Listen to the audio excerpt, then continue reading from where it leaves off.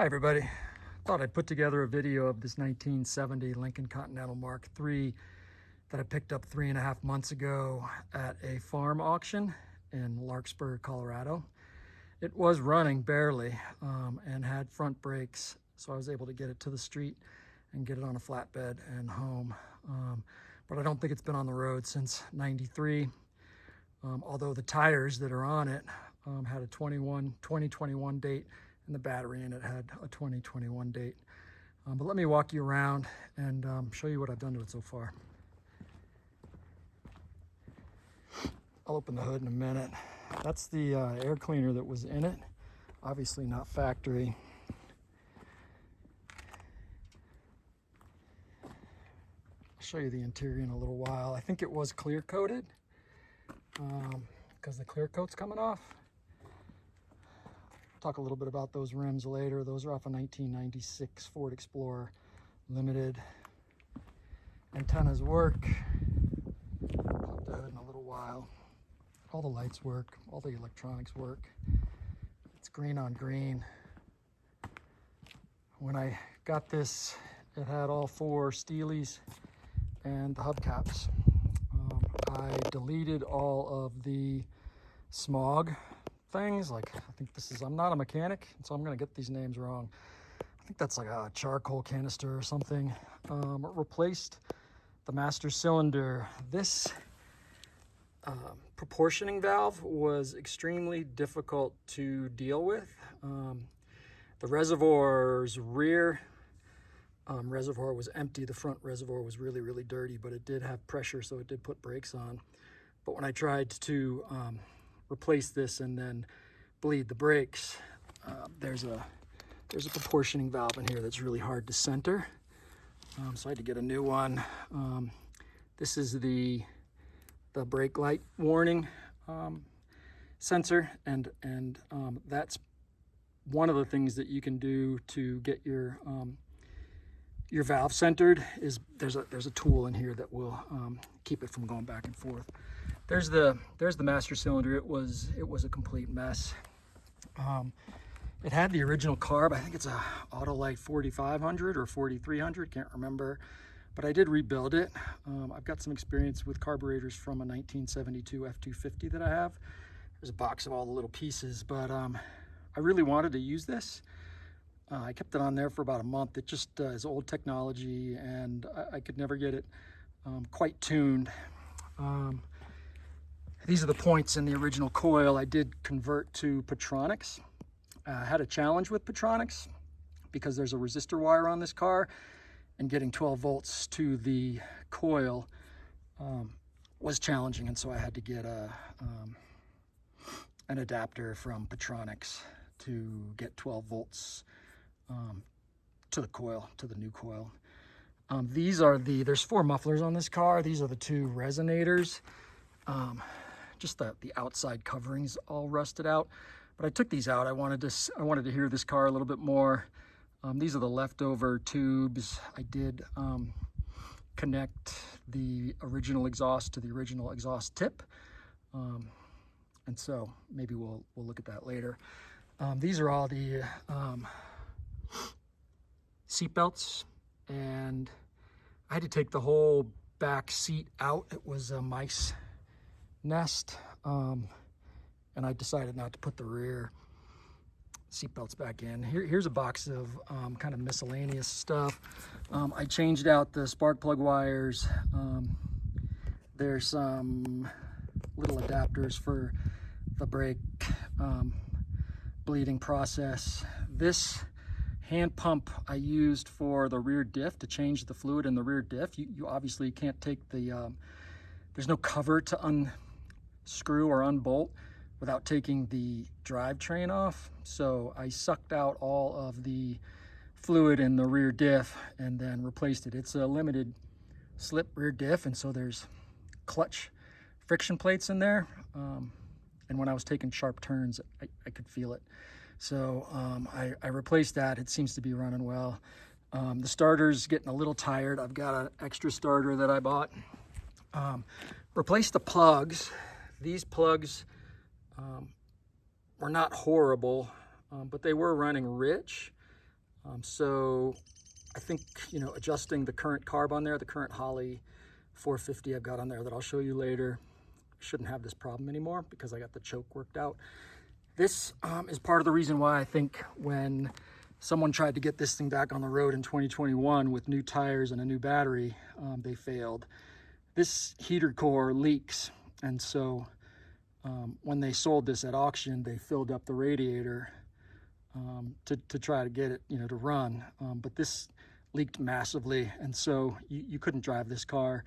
I had to bypass the heater core and replace the heater core at some point, which was a complete pain in the ass. But I still need to work out getting heat to the interior. I think one of the doors has a vacuum failure. The original gas tank, this is another reason why I think they couldn't get it on the road, had a pinhole leak in it, and it got worse as I was trying to get this thing on the road. I tried to patch it with JB Weld, but it just didn't work very well. So I bought a new gas tank. A 1970 Thunderbird gas tank is the same size. It just doesn't have the extra valve that goes up to the charcoal canister. It doesn't have a vent, and so I had to modify the original gas cap. I took the rubber seal out of it so that it would vent both ways. I need to come up with a better solution than that, but I was having an issue with pressure in the gas tank after I replaced it, and so I also replaced the sending unit, which is right there. I've had the whole, there's the when I took out some of the anti-smog pumps, the oil pressure gauge failed, so I've replaced that.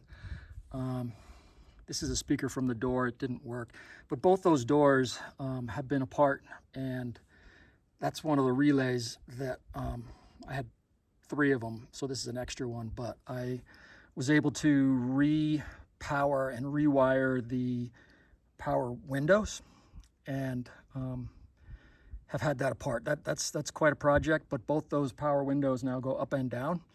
The rear side mirrors or side windows do go back and forth with a little assist. Had to replace the power steering high pressure line that blew up on me.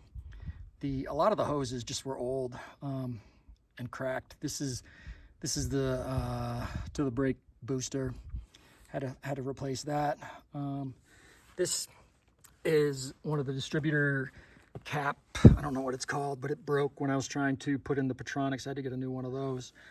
I replaced the rear brake lines. I took out the anti-lock brake system, the SureTrack brake system. That was an early anti-lock brake system, and had to run brand new lines from the master cylinder proportioning valve back to the rear brakes. That was a project. Did the front pads, also did the rear shoes for the brakes and all the springs and all the hardware in the rear brakes. And car starts or stops well now, front brakes, rear brakes, all of it. Fuel pump failed. After a couple of weeks of driving it, had to pick up a new mechanical fuel pump, and getting that thing out is quite a task in and of itself. I burned up a Petronics because I didn't have 12 volts to the coil, and if you don't have 12 volts to the coil, it just heats up. You can kind of see that this used to be white. This heated up and failed. A couple of boxes of kind of random things. Front and rear shocks have been replaced. Rear springs have been replaced. That is the smog canister slash, it's powered by a belt. It blows air into the exhaust, somehow reducing emissions problems. This is the anti-lock brake system, the SureTrack, that I had to cut in half to get out of there. But all that space that got created, it was easier to take the heater box out because this wasn't in the way. But that was a project, and then redoing all the rear brake lines was a pain. I'm sure I'm forgetting something. This is kind of funny. I colored in the tires with white, and you'll see those. I think you saw them originally. There is some heat shield tape. I still have some vapor lock issues. I need to reroute the fuel line up through the engine bay because it continues to boil. I can't get ethanol-free gas, and I'm just getting some vapor lock problems. I tried to run the lines, insulate the lines, still have the same problem. So I need to find some non-ethanol fuel and or both, reroute the fuel line. A couple of tools, you know, vacuum to get me to adjust the carburetor. You know, this Mighty Vac system to bleed the brakes. You know, a meter to do the electrical work. This here, you know, RPM sensor, or tells you how fast the engine's spinning to get the idle dialed in. And some of these other tools. When I got this, it came with the original owner's manual. It came with the original owner information. On the forums, people suggest that I pick up a couple of the shop manuals. So I've opened these quite a bit. Some more interesting things. I was able to get a Marty report and find out, you know, all the details on this car, which really is interesting, and where it was shipped to and sold from. And then I was able to find one of these dealer badges, and I'm going to put it on there at some point. There's the registration from, I think, 93, 90, I can't remember, 92, something like that. That's when I think it was last on the road going well. And when I took out the seats, I found the build sheet in the rear seat. And then when I replaced the carpet and pulled out the front seats, I found this build sheet, which is like a punch list that they used in the factory. So let's just go over here, take a look. It's registered, it's got Colorado plates.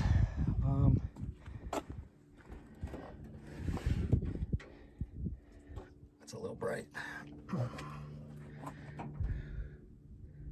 There's the new Holley 4150, I think.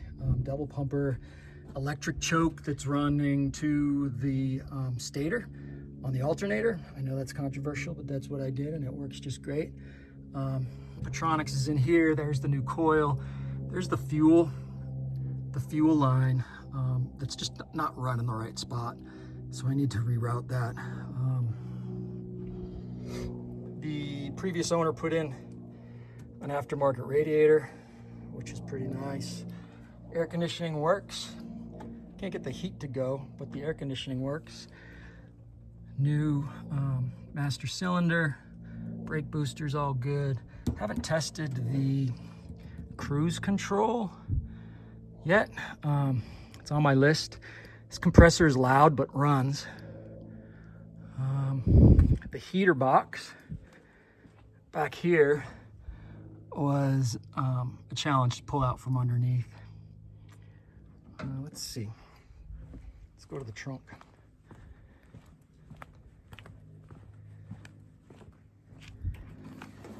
Trunk. This is where the mice lived, and so all the insulation, all the carpets pulled. I don't know what you want to call these, the little drains for this part of the rear of the car were not existent. So I just figured out a way to kind of use plumbing tools and equipment to route that down so I can drive this in the rain. Both antennas are operational.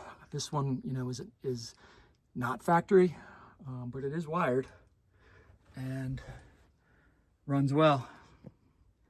So there's the trunk. The vacuum button for the trunk that's in the glove box does not work. These are the 2021 tires that were on it when I bought it, and I colored in those letters. 1996 Ford Explorer Limited wheels with center cap, and I went on Etsy and got a sticker for Lincoln and stuck it on there. I think it looks good. So here's the interior. It's pretty clean. This door panel has been off. The seats are solid. The rear seats have been removed, and I had to soak these, I don't know, for weeks and spray them with water because underneath these seats were just a whole nest of mice. But these seats have been out. These front seats have been out. This carpet is new. These floor mats were here. These are factory floor mats. The glove box, that's all been out to look at the wires in there to do some work. Came with an 8-track tapes. 8-track does not work. Haven't really spent much time on it. The clock works intermittently. Gas gauge works. All the dials in here work. They come on when you turn the lights on. All these buttons work and power the windows up and down. The seats, I haven't quite worked out how to get the seats to power properly. I'm just not going to worry about it for a little while. Let's see the other side. Driver's seat.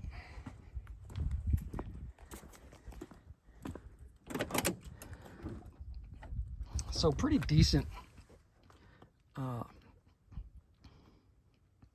door. I mean, there's a couple of pretty regular issues with the padding. There's the sticker from, a long time ago that's still on here, 93. Dash pad's good. These lights all work still. Headliner's good. All that back there, the brake light, I don't know how they work, but they light up when the brakes are on. All the interior lights work. I've changed the bulbs because they didn't work when I got it. Horn works. So yeah, I think the carpet was difficult. Pulling out the old carpet. That's the color of the original carpet right here. And the new carpet, you can't buy the factory carpet anymore.